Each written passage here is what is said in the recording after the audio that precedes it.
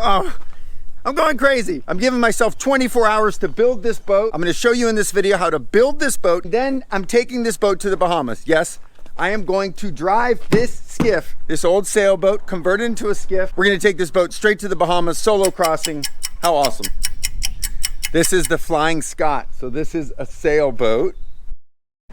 This is a phenomenal platform. I built a boat similar to this years ago. I converted a 25-foot McGregor sailboat into a skiff. It worked out so well, super efficient. All right, so let's do a quick walkthrough of this thing. I'm gonna show you just what it's like factory before we cut it up. Got a little agua in here. That means water if you don't speak Spanish. Oh, there's some little baby froggies. Okay, free paddle, cool. Definitely use that. This is the back. So you can see the way that this boat was built.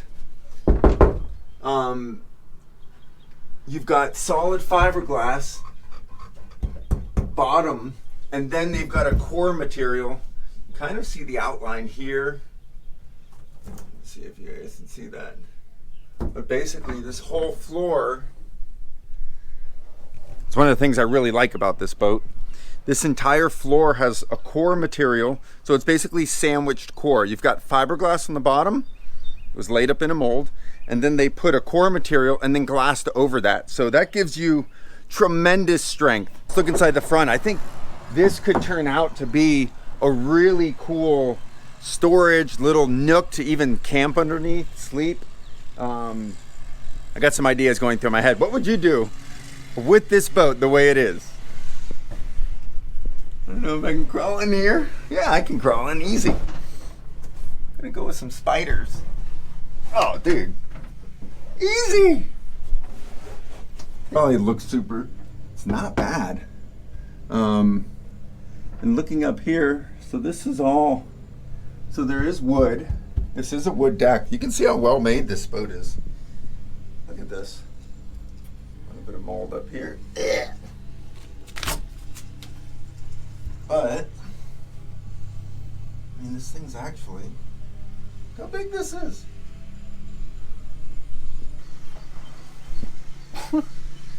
Be a lot easier to get in and out if we remove that. So we'll cut this out. Cut this out and then just build a simple little support that goes right across. Still be able to stand on it, won't lose any strength, save a bunch of weight and gain access to it. So rock and roll. Let's start some disassembly. Get it down to see what we can work with. Let's do it.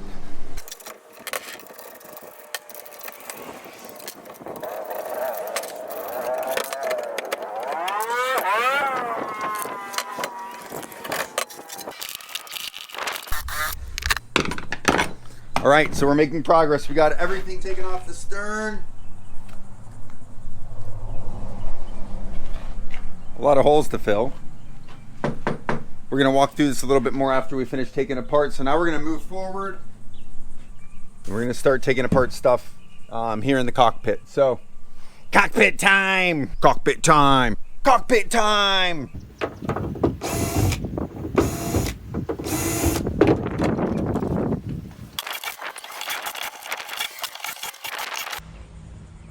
Gotta pull up the pants.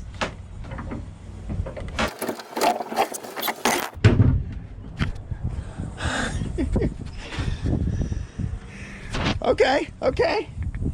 We got this.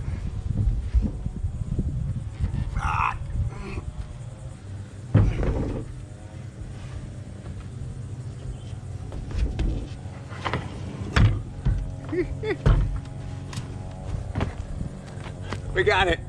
All right, we just got the keel out. We are about an hour and a half into this.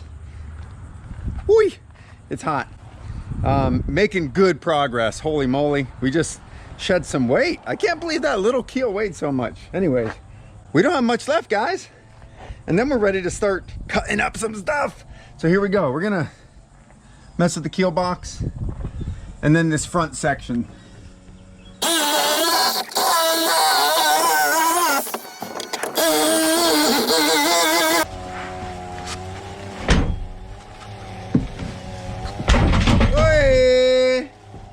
Okay, someone remind me why I said I would do this in 24 hours.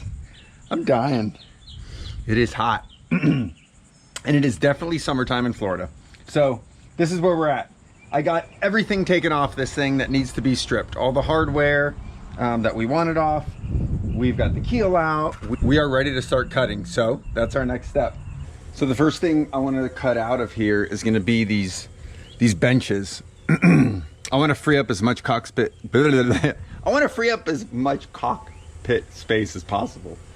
Oh, cockpits. So what I'm going to do is trim this out.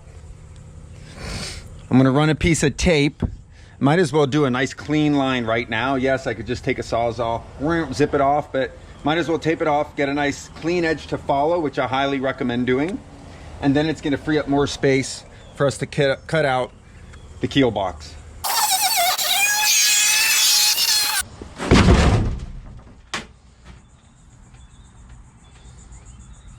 All right, so we've got both bench seats out. How much room is in here? I like it. So next we're gonna cut out the box.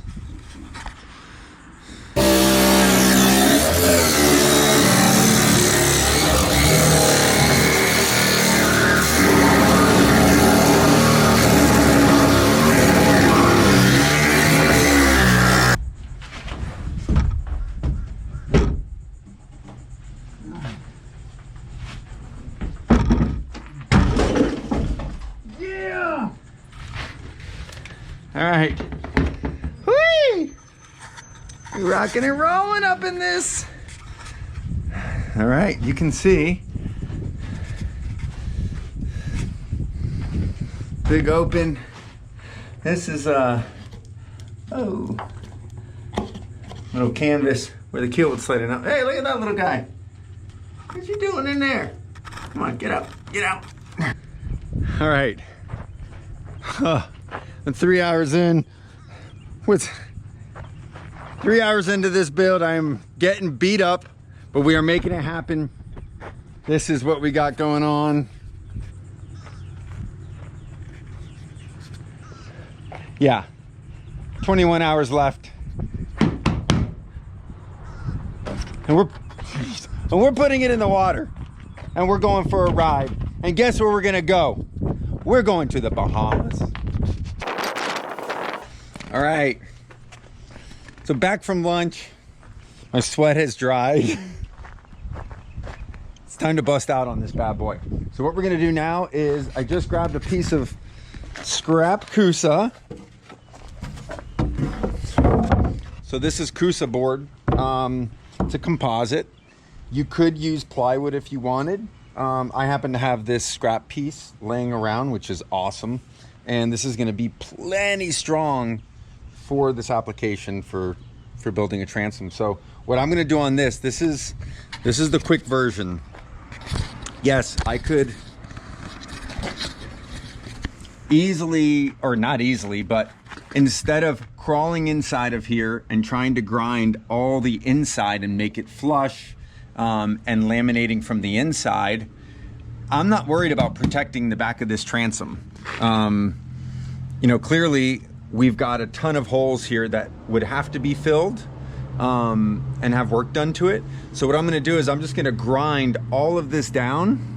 I'm gonna take these rings off, but I'm gonna grind this down. And what we're gonna do is, after I cut this piece out, this is gonna be bonded straight to the back.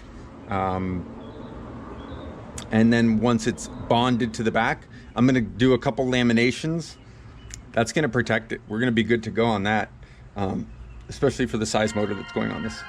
A 350R.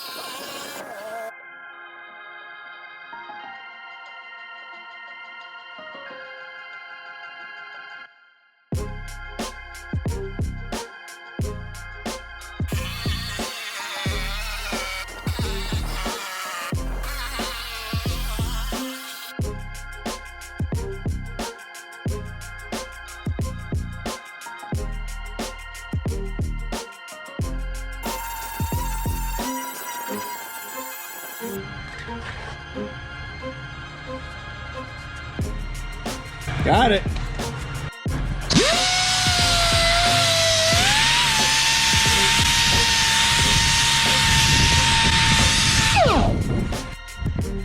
All right, we're going on hour 6, maybe? I don't know, I can't even keep track. But here we are, we got the transom prepped. Ground it down to straight fiberglass. You're gonna get a much better bite instead of going to gel coat. I want this torn down to straight fiberglass, give a really good bond. We're gonna mix up some resin and get this thing on here.